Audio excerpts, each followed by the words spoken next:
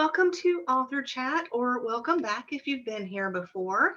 Today's guest I'm excited to talk to writes romantic comedy under the name of Karen Gray and under the name of Karen White. She's an audiobook narrator. Thanks for joining me today, Karen. I'm so happy to be here with you. Thanks.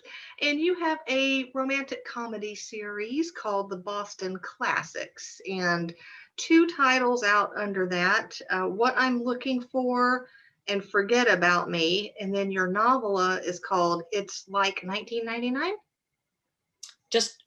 Like It's 1999 Like is It's the novella. 1999. I can't read my Yeah. own notes apparently, so. Okay. You want to tell us a bit about the series? Yeah, so I actually call them nostalgic romantic comedies because they are set in the 1980s.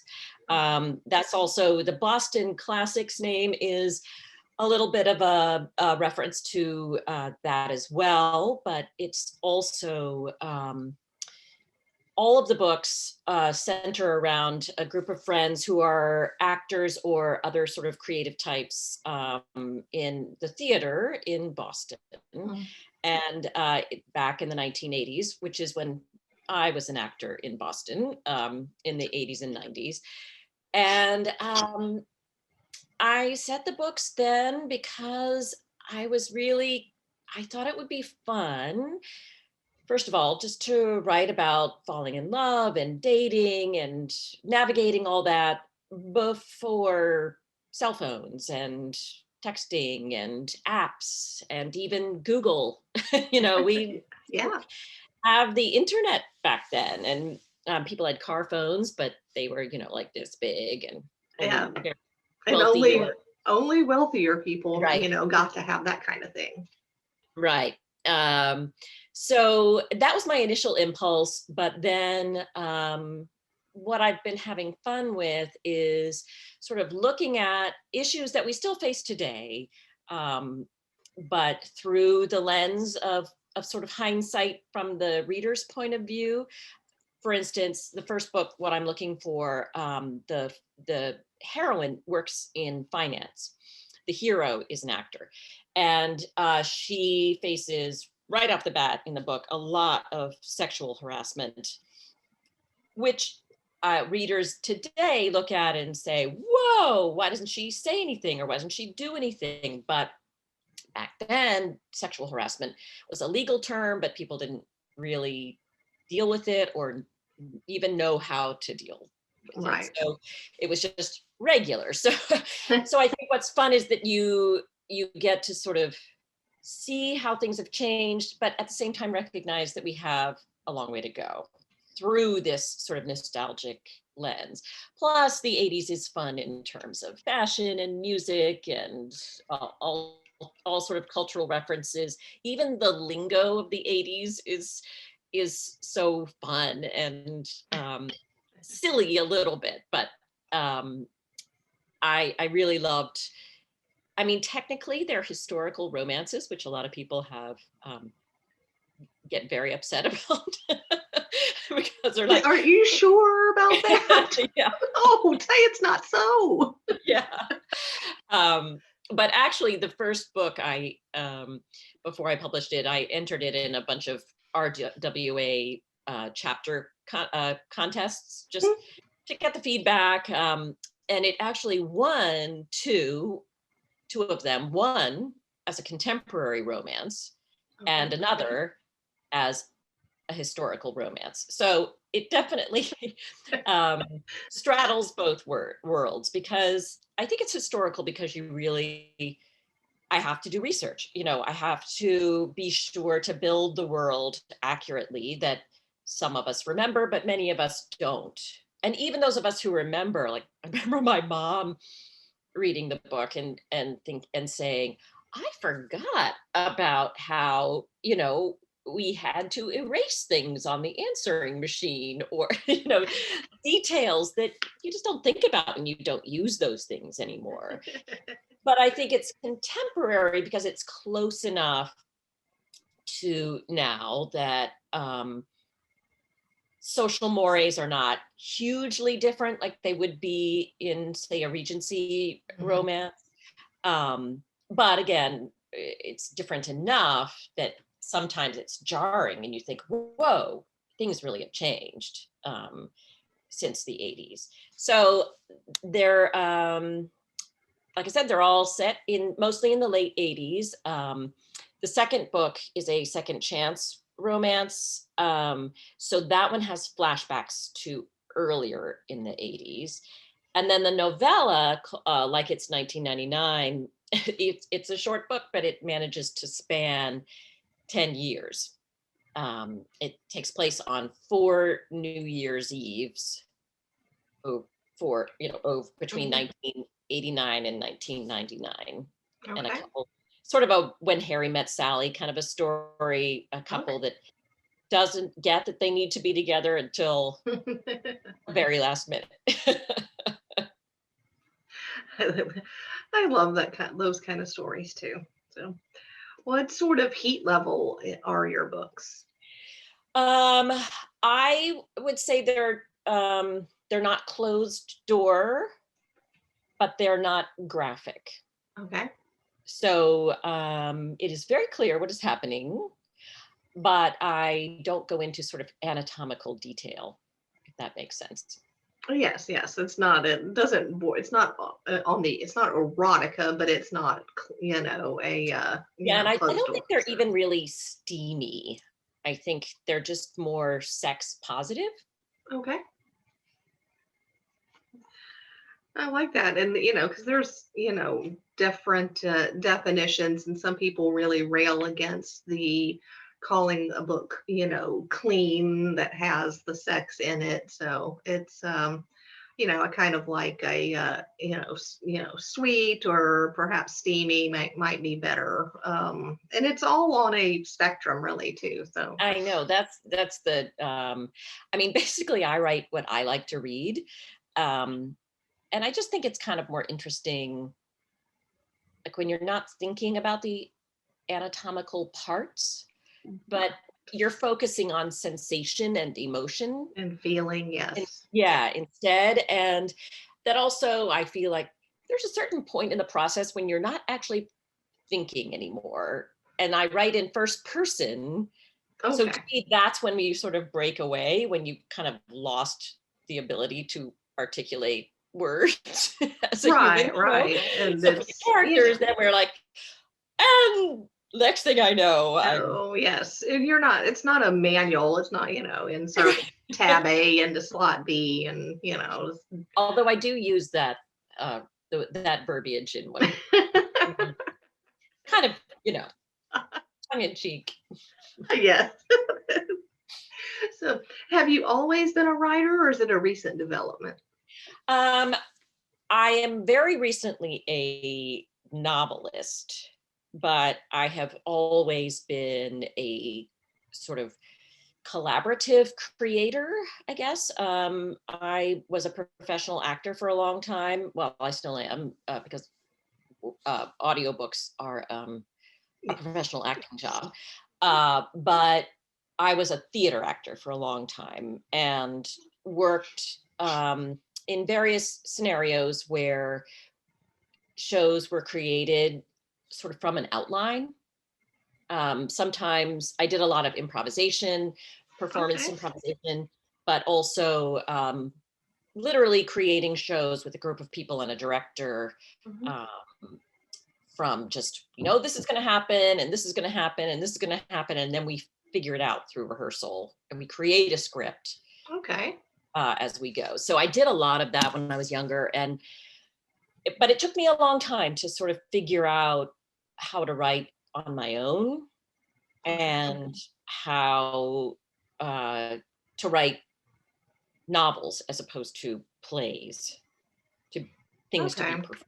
And that's interesting. It's a very different experience because I for a long time wrote for myself and never told, it was like I was very reserved to tell anyone. So working with someone else to create is interesting to me now, but completely terrifying. I don't know.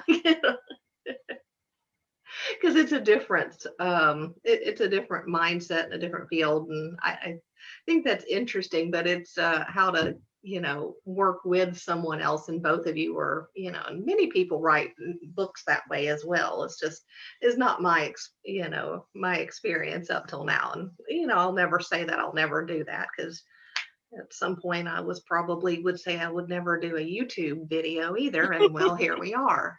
Yeah. In writing your stories, what comes first for you, the character or the situation, the plot, the story? Um, I am definitely a pantser. I do not plot out the story. I really have no idea what's going to happen when I start.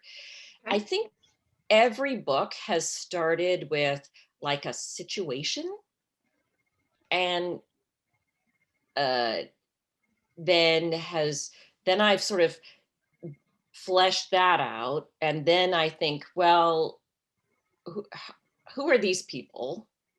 What would be the best people to take this situation and turn this into a love story? So I kind of think of the kind of people they are, what they do, what their issues are, what their sort of wound is. We talk about what they Mm. need to face. Um, and then I tend to write scenes not in order. So I end up writing all these different scenes, and I learn who the characters are more specifically that way. And then I go back and sort of push and pull it into some sort of order. It's extremely inefficient. I don't recommend it.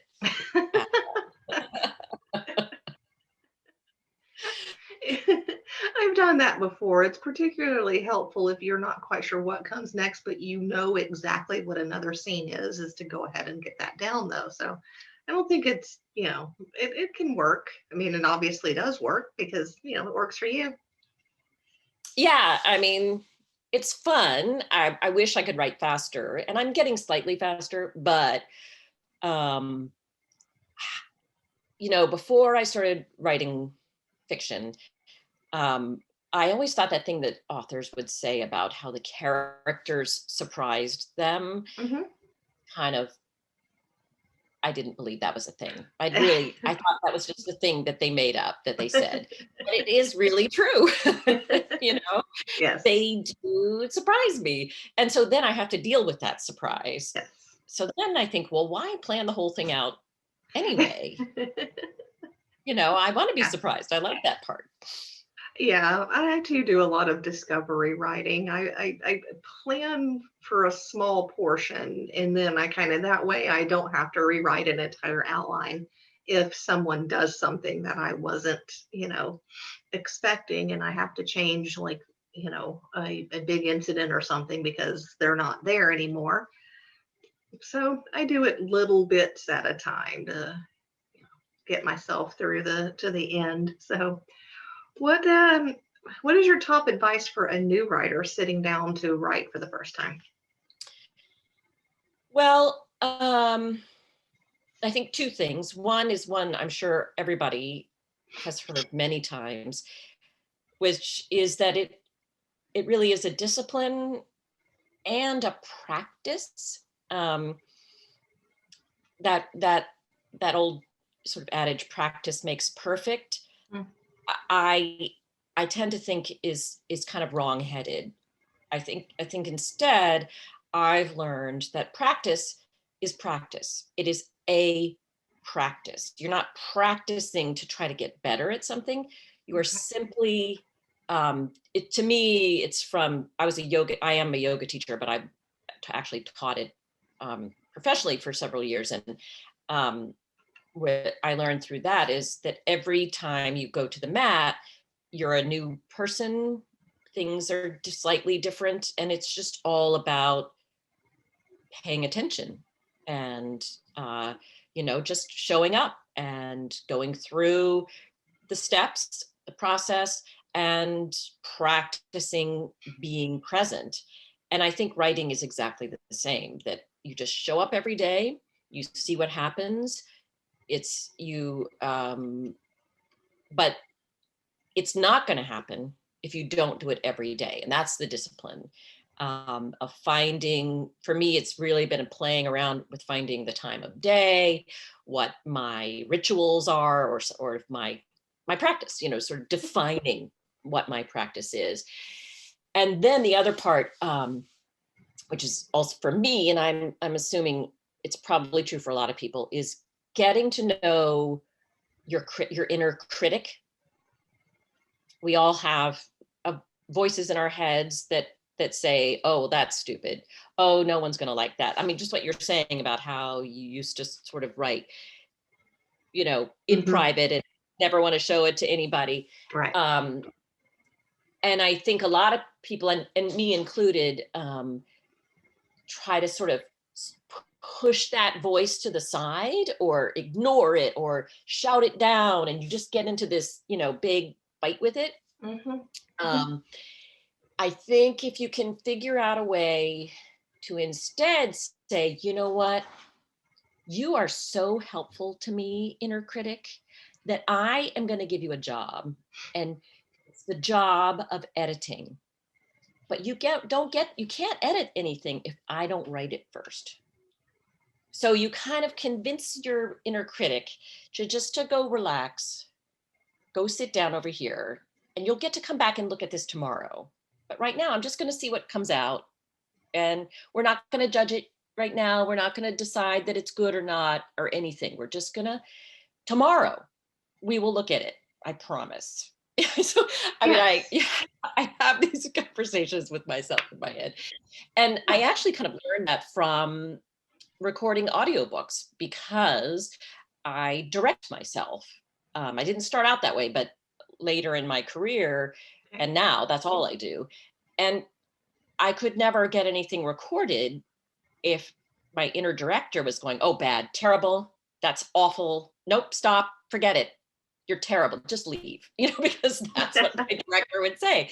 So instead, I do my director jobs, like listening for noise that is coming through my booth, or watching to make sure I say the words correctly. So I have learned to split my brain in this crazy way to direct myself. And then I was able to figure that out for writing too. Yes. I do the thing where on your first draft, I just write it. I don't go back. I don't do, don't worry about it if the word is not perfect. I'll even write, if I find myself needing to do an emotion, my last one, I'd like start and then put anger and then start again, and then I would go back, and then I go back and then fill in, get the rest of it down exactly, what they're feeling at the time and everything, just to keep moving forward, because otherwise you can get stuck in that.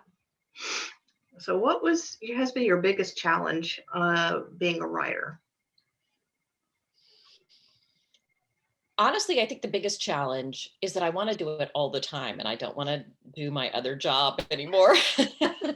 So I have making myself go back to getting my narration work done. But also I think the other big, being an indie author, first of all, choosing to do that.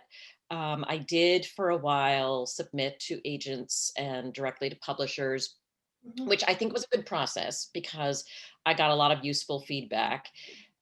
But then just making that choice to publish independently, that was pretty challenging.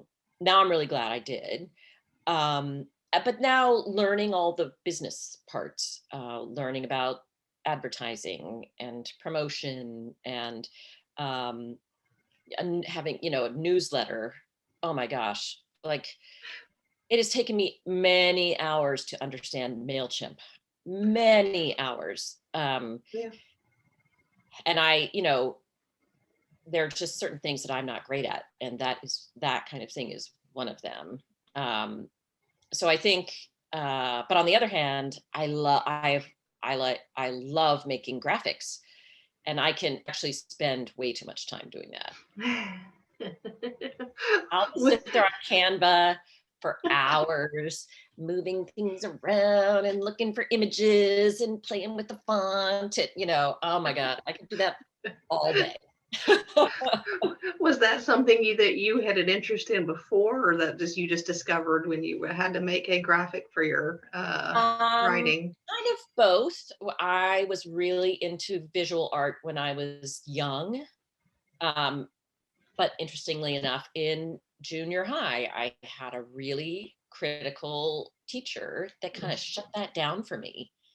So both my daughters are really gifted artists, and it makes me sad that I didn't, continue to do that. But one can only have so many creative outlets, I think. So, but Canva is perfect because I don't have to have any actual skill. Yeah. I can just play. Yeah. And, That's, I love that platform too. So I don't. So how did you get into audiobook narration? well, like I said, I was a professional actor in theater. And then in Boston, Massachusetts, and then my now husband and I moved to Los Angeles for his work, but I was in my mid 30s at that point, so Oh, I was ancient in actress age, yeah, we're gonna. so it was hard for me to get started in on camera things, and I did a little bit, but it was like literally like beating my head against a wall. So around that time, a friend of mine from graduate school said, I met this woman who records audiobooks. And I didn't even actually know what that was I'm a huge reader. I've always read novels my entire life. They were my escape. And she said, I don't know, I just thought you might be good at that. So I started listening to audiobooks. And then I talked to this friend of hers. She was very generous and basically gave me some advice. And I tracked down audiobook publishers and producers in California. But the only one who I could actually get on the phone was at a place called Dove Audio. And he said, we really only use celebrities to record books. And they recorded abridged books, which is no one does anymore, but it was very popular in the 70s, 80s, and 90s because a celebrity would never read a whole book back then. It took way too long. Well, and weren't they on like cassettes and CDs, and you just had to have like a whole, Right. So instead of a book that was like 25 cassettes long in this big giant box, it was only 4. Of course, the book was ruined in this process, essentially, but yeah. It was like I guess Reader's Digest was big back then too. People kind of felt like, well, I'll get the gist of the book so I can talk about it at dinner parties. It wasn't really about enjoying the literature. So I ended up working for that company, but as an editor. And then I was hired by that person when he opened a studio for books on tape. And we were hiring regular actors. And I sort of did everything then. I was directing and casting. And then one day he comes into work on a Monday and he's like, I took my kid to the movies over the weekend and there was a trailer and I think it was you in it. Was that you? And I said, yeah, I told you I was an actress. I told you I wanted to also narrate the books. And then he was like, oh, okay, well, you should start narrating books then. So the funny thing is that it was in that movie, I actually, the way they cut it, I had no dialogue. So I didn't speak in the movie, but I was in the trailer and it looked like I had a really big part. I had a teeny tiny part. But anyway, so then I started and I was just very lucky. It was when I had kids, I could just work a few times a year. And then when my kids were old enough to be more independent is when audiobook production really started taking off. And then I had a home studio and now it's what until I started writing, it was what was my full-time job. Okay. So do you get to choose which narration jobs you take? Not really. No. I mean, we and is we do audition. When I started, no one ever auditioned. You were just invited to Okay. do the book from what they knew of your work previously. Now, because intelligently, more and more authors are asking, and if you are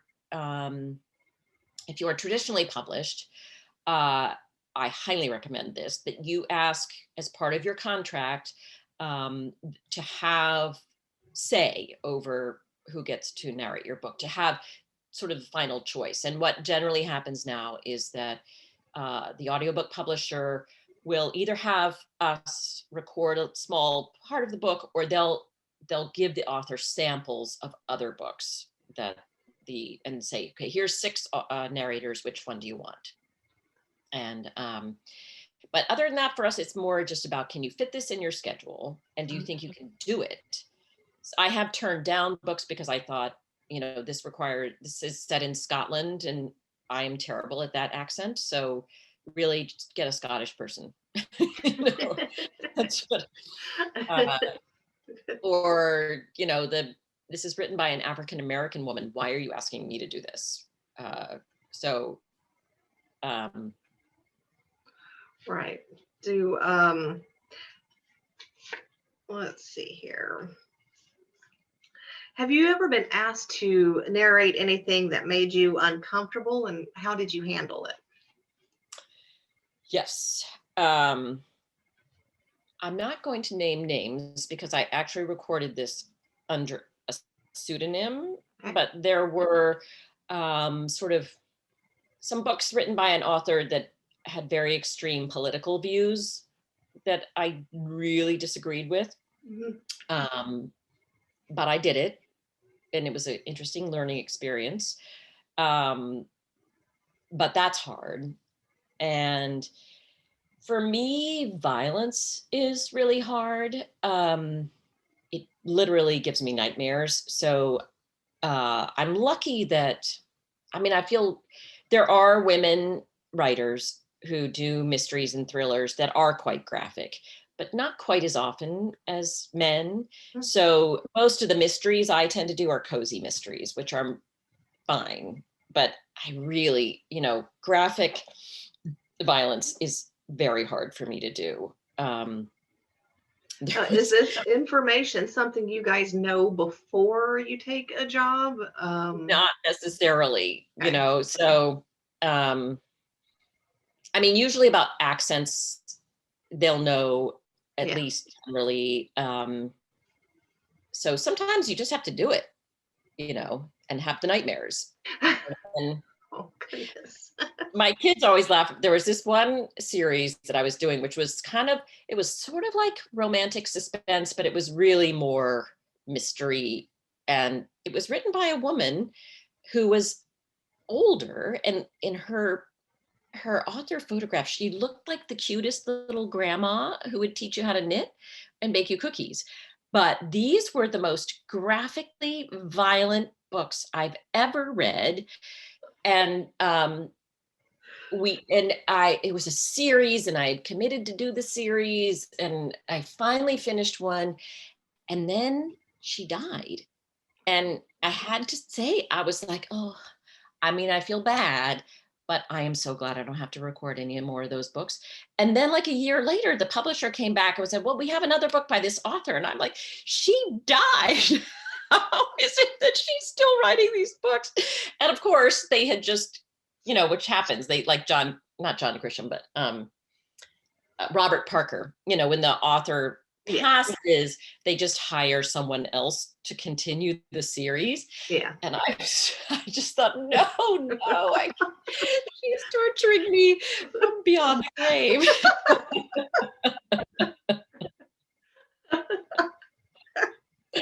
Even now, I think about those books. They were just so, I don't know how that woman thought these things up. They were terrible. It's like killing babies and things, Oh, no, no. Oh, no. Yes. Oh. Oh, my goodness. Oh, so do you have any tips or tricks for a good vocal performance? Well, interestingly, I think like writing and all performing, really, it's a practice, and it is the most engaging when you are present. When I would direct narrators a lot back when we still lived in California, um, I could, you know how when you drive somewhere that you've driven before, Mhm. and you suddenly realize you, for like the last 10 minutes, you have no idea what you did because you just went on autopilot, Yeah. and you were not present at all. Well, people can read like that. I have listened to people recording a book, and they're saying all the words and in the right order, but you know they are thinking about what they're going to make for dinner. And you can hear it. So I always have make them stop, and they'd be go, "Oh, you're right. I was not there. I wasn't present." So being able to be, again, have your little inner critic pay attention to that is Mhm. useful. Um, but I think also a lot of people who may listen to audiobooks, or authors who are thinking about maybe recording their own book, it is an acting job. When I started out back in 1999, people, the style that we were directed to use was much more, I am reading you a story, and you're going to listen to this story because I'm reading it to you. That was kind of how we did it. But ever since Dale recorded the Harry Potter books, listeners really want a performance. And I went to graduate school for 3 years, studied um, vocal techniques every single day of those 3 years. And it does take a lot of time to open your voice up and train it to be connected to what you're thinking and feeling, so that when you're performing these words, all that emotion that we pour into our romances is so that I'm not acting sad. I'm not making a sad voice or an angry voice. Instead, I am feeling it. I am experiencing it as the performer. And my voice is connected enough to my thoughts and feelings that I get you to feel it with me. But that's not something I'm consciously doing. It's the years of training that makes my voice responsive and reactive and connected, that allows me to do that, if that makes sense. It does. It sounds like that would be also emotionally draining by the end of some story, or the end of some day recording days as well. Yes, yes, Absolutely. Wow. it is. But it's also kind of what's fun about it. You know, you Yeah. really go on this journey. But it is weirdly exhausting because you have to be also so still, and you can't move around a lot. And you see when I'm talking, my hands are all over the place. Well, I can't do that when I'm recording because I'll hit the mic. uh, so everything gets very, I have to constantly sort of let go of tension because it's hard for me to be still. What is something that you wish that authors knew about working with a narrator? Well, the big one is that narrators are actors. That's a good question. I think on the business side of it, we have, like Amazon, ACX Mhm. is the service that most authors know of because it was the first that allowed independent authors to self-publish audiobooks. And there's a new one that's sort of taking up some market share, which is good, called Findaway. Yeah. But what I normally tell authors that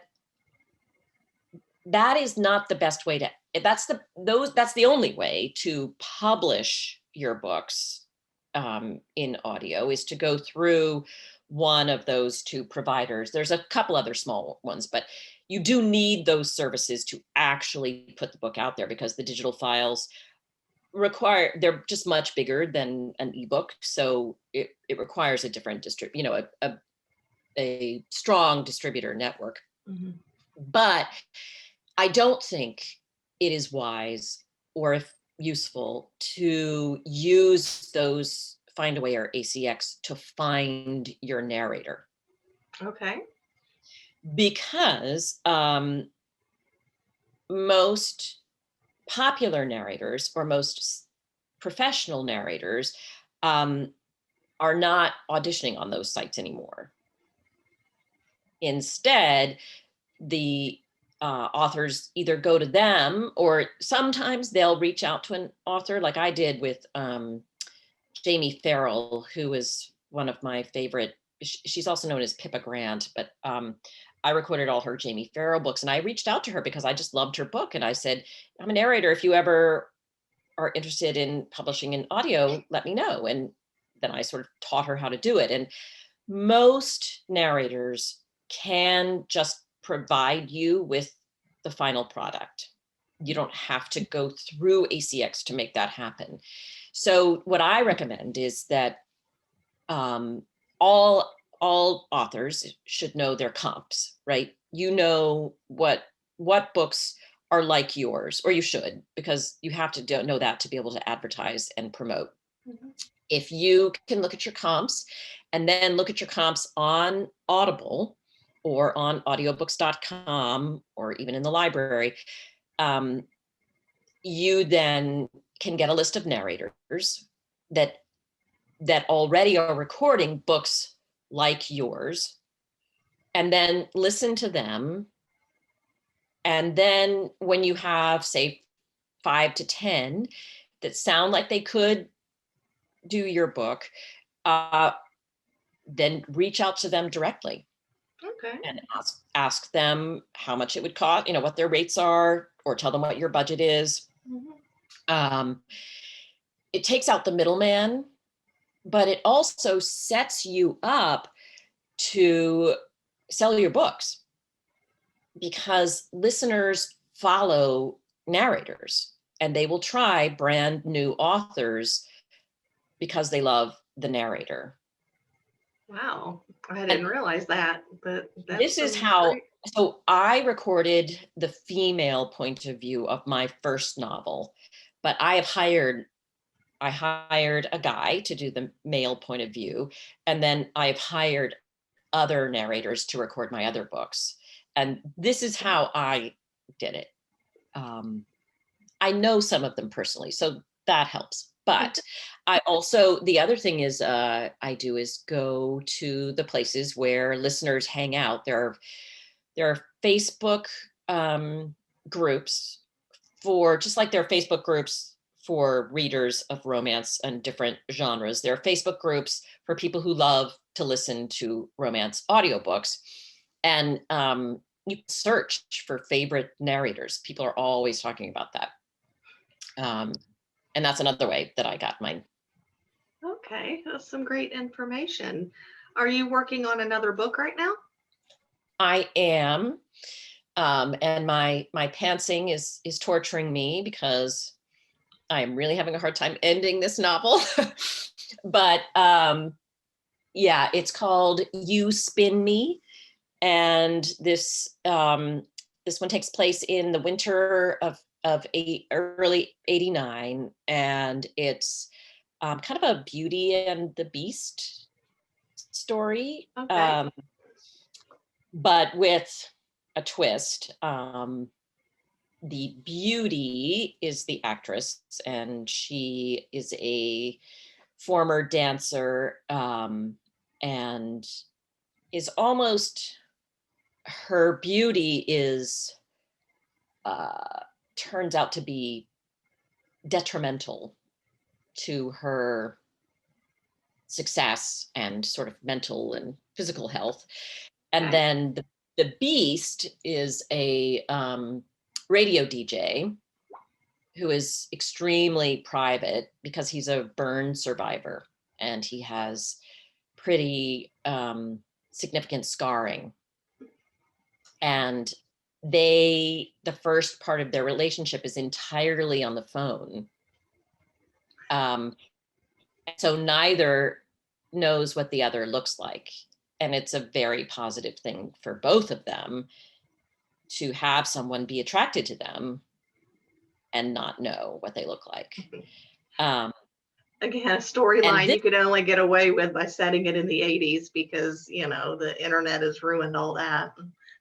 Yeah.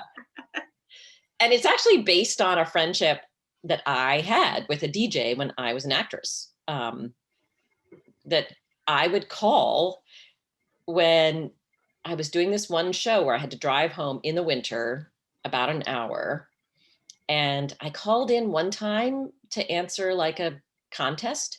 Yeah. And I told him, I said, thank you, you sort of kept me awake. And he's like, well, now you have to call me every night. So I know you're not dead. And we got to be friends.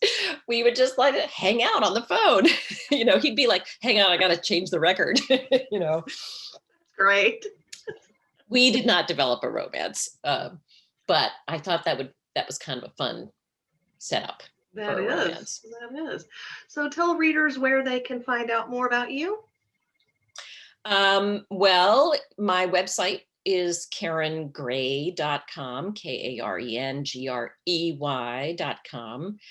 You can also get there with KarenWhiteAudiobooks.com. And I'm on Facebook as both personas. It's not a secret pseudonym. It's just that my real name is Karen White, and there is already an author who does women's fiction named Karen White. So it was strongly suggested that I publish under a different name. And I'm on Twitter and Instagram. I have a reader group on Facebook called the Wicked Smart Rom-Com Readers, which is a nod to Boston and 80s.